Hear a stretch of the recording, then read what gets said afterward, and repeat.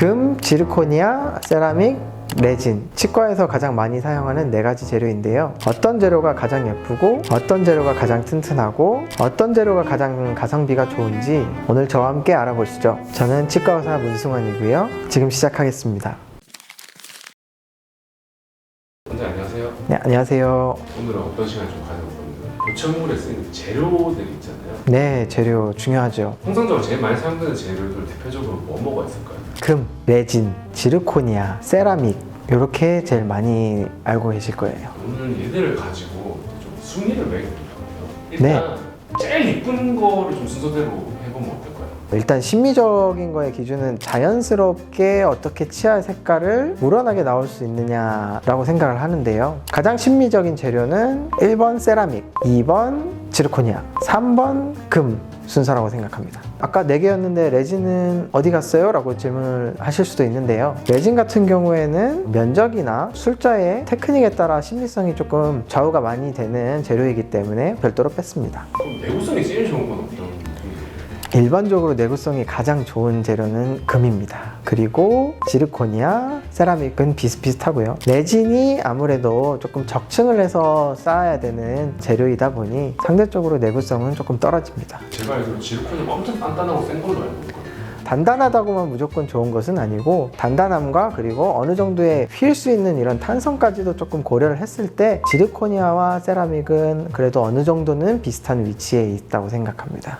그럼 내구성 말고 여러 가지 성능 요소를 봤을 때 뭐가 제일 오래 쓸 수 있는 재료들일까요? 연구 결과상 20년 이상까지도 쓰이는 경우가 가장 많은 재료가 금입니다. 그 다음에 지르코니아와 세라믹 계열 같은 경우에도 적절한 술식이 진행이 된다고 하면 10년 이상도 쓸 수 있는 재료고요. 그리고 레진 같은 경우에는 5년 이상 경과가 됐을 경우에는 변색이 된다든지 만족을 못 시키는 상태로 사용을 하게 되는 경우가 많아서 제일 내구성은 좀 낮다고 생각합니다. 금 같은 경우는 무슨 특징이 있길래 이렇게 내구성도 좋고 조금 오래 쓸 수 있다고 그러는 금 같은 경우에는 팽창하고 수축하고 늘어나고 할 수 있는 연성과 전성이라는 특징을 가지고 있어서 적합도를 가장 좋게 만들 수 있는 재료입니다. 저희 입안에 계속 그렇게 오래 있어야 되는 재료잖아요. 일상생활에서 좀 불편함이 많은 재료의 순위를 매긴다면 어떻게 될까요? 사실 다 비슷비슷은 하지만 특이한 케이스들이 몇 개가 있습니다. 금 같은 경우에는 쇠젓가락을 먹다가 딱 씹었는데 찌릿한 느낌이 드는 경우가 있어요. 갈바닉 증상이라고 하는 증상인데요. 금속으로 이루어진 재료이기 때문에 그런 이종의 금속이 충돌을 했을 경우에 찌릿찌릿한 증상을 느끼는 그런 경우들이 있고요. 금 같은 경우에는 금속이다 보니까 차갑고 뜨거운 거에 조금 반응을 많이 하기 때문에 신경치료가 된 치아 같은 경우에는 상관이 없지만 신경치료가 되지 않은 자연치 크라운 같은 경우에 온도에 대한 민감도를 많이 느끼는 경우가 있습니다. 그리고 지르코니아 같은 경우에는요, 너무 단단하다 보니까 반대쪽에 자연치가 있거나 다른 이종 보철물이 있었을 경우에 금으로 씌운 크라운에 구멍이 나 있거나 자연치가 이제 깨져나가 있거나 너무 많이 마모가 되어 있거나 그런 경우를 종종 관찰하는 경우도 있습니다. 그리고 세라믹이랑 레진 같은 경우에는 파절이에 대한 위험성이 조금 있는 것 말고는 일상생활에서 사용을 하는데 큰 불편감은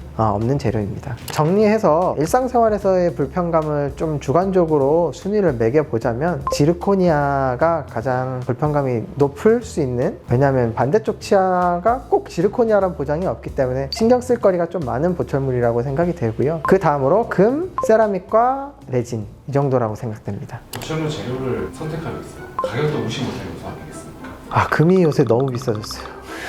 금이 너무 비싸져서 가끔은 저도 환자분들에게 설명드리기가 좀 죄송할 때가 있을 정도로 금값이 너무 높아져 버렸기 때문에 경제적인 측면을 고려를 했을 때는 금이 사실 제일 조금 불리한 재료라고 생각이 되고요. 그 다음에 지르코니아와 세라믹은 가격은 비슷한 선에서 형성이 되어 있습니다. 레진 같은 경우에는 가격은 상대적으로 적게 형성은 되어 있으나 광범위한 케이스에는 적용을 할 수 없기 때문에 비용적인 거에서는 좀 예외적으로 조금 두고 싶습니다. 그러면 원장님 주관에 따라서 모든 걸 다 종합을 해봤을 때 가성비가 좋은 보철물의 순위를 4등부터 1등까지 얘기해 주시고 그 선정 이유를 얘기해 주시면 좋을 것 같아요. 레진 같은 경우에는 앞에서 설명했던 거와 비슷하게 범위나 술자의 테크닉이라는 거에 따라서 편차가 있을 수 있는 부분이기 때문에 레진은 조금 제외해 놓고 나머지 3개를 조금 비교해서 설명을 하면 3위는 세라믹입니다. 세라믹 같은 경우에는 앞니 쪽에 이제 예쁘게 할 때는 굉장히 좋은 선택지가 될 수 있어요. 그런데 앞니 쪽을 제외하고 나서는 물성이나 이런 거를 고려를 했을 때 장점도 명확하지 않고 단점도 그렇다고 명확하지 않아서 오히려 어떻게 보면 가격 대비 애매할 수 있는 포지션이겠다라는 생각이 들어서 3위로 꼽았고요. 그리고 2위는 금입니다. 앞니 쪽에는 사용을 할 수 없다는 제약이 있어서가 하나의 이유고요. 그리고 두 번째는 비용이 너무 비싸서 가성비라는 단어를 논하기에는 조금 어려운 재료가 아닐까라고 생각이 들어서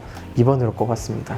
그리고 마지막 대망의 1등은 지르코니아입니다. 불편함을 가장 많이 느낄 수 있는 거 보철물 1위로 꼽았는데도 꼽은 이유가 있는데요. 4개 중에서 상대적으로 꼽아야 되기 때문에 1위인 거지, 실제로 어떤 보철물을 하더라도 숙련된 치과의사가 제대로 만든 보철물이라면 일상생활에서의 불편함이 느껴질 정도로 문제를 느끼는 경우가 빈번하게 발생하지 않습니다. 그리고 이전에는 기술의 발전이 조금 덜했었고 치과 의사들도 어떻게 치아를 형성해야 되는가 그런 거에 대한 것도 지르코니아 맞춤형으로 형상을 해줘야 됐는데 다른 치료에 쓰이는 술식들을 행하였었기 때문에 지르코니아에 대한 이해도가 떨어져서 상대적으로 적합도도 좋지 않고 탈락도 작고 그랬었는데요. 지금은 그런 부분들이 인식들도 개선이 됐고 공부들도 많이 됐고 재료도 좋아졌기 때문에 지르코니아가 두루두루 봤을 때는 1등이라고 생각합니다.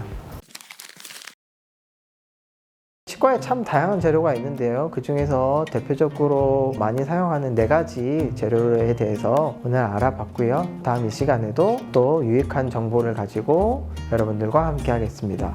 구독과 좋아요 부탁드립니다. 감사합니다.